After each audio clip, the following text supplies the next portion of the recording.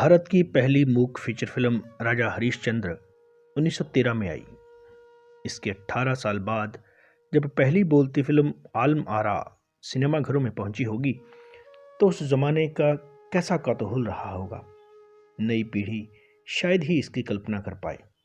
जिन्होंने वह जमाना देखा है बताते हैं कि इस फिल्म ने पूरे देश में भूचाल सा पैदा कर दिया था।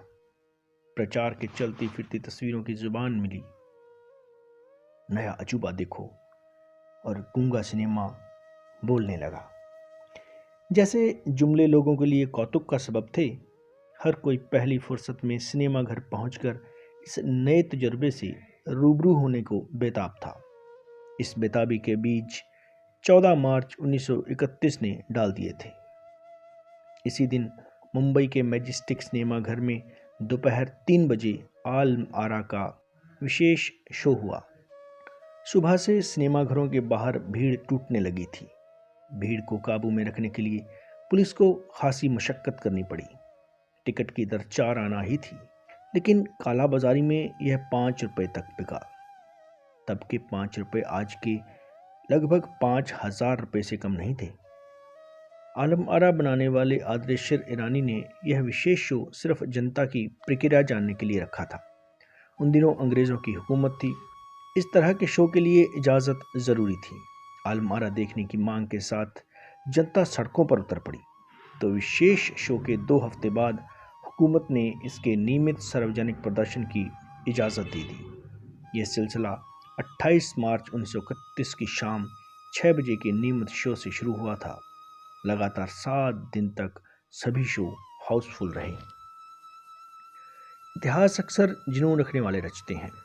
जहां जुनून होता है वहां सृजन के रास्ते भी खुल जाते हैं। आदरेश्वर ईरानी पर लड़कपन से जुनून सवार था कि उन्हें सिनेमा के क्षेत्र में कुछ नया कर गुजरना है। यह वह दौर था जब भारत में आज़ादी की लड़ाई को स्वदेशी आंदोलन ताकत दे रहा था। लोग सपने देखा करते थे कि स्वदेशी कपड़े की तरह क्या हम स्वदेशी फिल्में भी देख पाएंगे। आदरेश्वर ईरानी के पूर्वज ईरान से आकर पुणे में बसे थे। आदरेश्वर ने गुजर बसर के लिए मुंबई में संगीत उपकरणों की दुकान जरूर खोली, लेकिन हमेशा इस उधेड़बुन में रहते थे कि कहीं से थोड़े बहुत धन का बंदोबस्त हो जाए ताकि वे फिल्म बना सकें।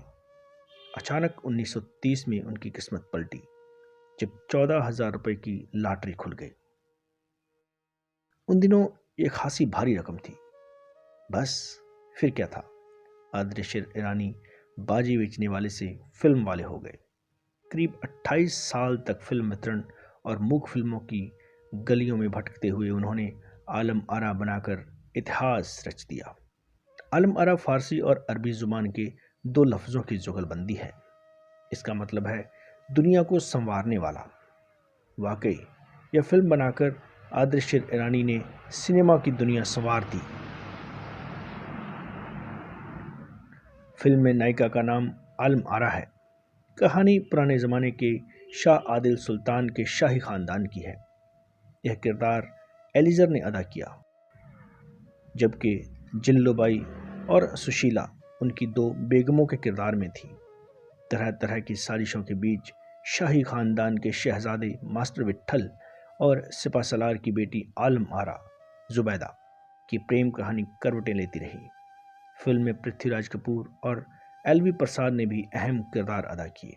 बाद में इन दोनों हस्तियों ने सिनेमा में अलग अलग मुकाम बनाया। दोनों को फाल्के अवार्ड से नवाजा गया। भारतीय सिनेमा में पार्श्व गायन की शुरुआत भी आलम आरा से हुई। फिल्म में फ़कीर का किरदार अदा करने वाले वज़ीर मोहम्मद खान को पहला प्लेबैक गायक माना जाता है। उन्होंने दे दे खुदा के नाम पे प्यारे गाना गाया था। बाकी ज़्यादातर गाने नायिका जुबैदा ने गाए। संगीत फिरोज शाह मिस्त्री और बी ईरानी ने तैयार किया था। तब फिल्म संगीत में सीमित वाद्य थे: हारमोनियम, ढोलक, तबला, बांसुरी और वायलिन।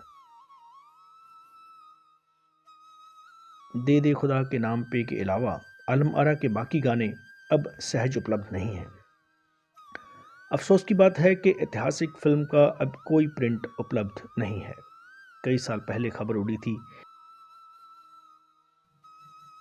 के राष्ट्रीय फिल्म अभिलेखागार के पुणे मुख्यालय में आग से आलम आरा का प्रिंट खाक हो गया।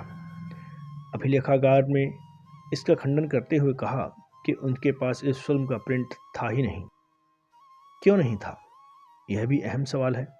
अभिलेखागार 1964 में शुरू हो गया था। ऐसे ऐतिहासिक फिल्मों के प्रिंट जुटाने की कोशिश करनी चाहिए थी। अब जबकि इस फिल्म से जुड़ी तमाम हस्तियां दुनिया से कूच कर चुकी हैं, प्रिंट मिलना सपना बनकर रह गया है। आदर्शर ईरानी की आलम आरा के बाद इस नाम से 3 और फिल्में बनाई गई।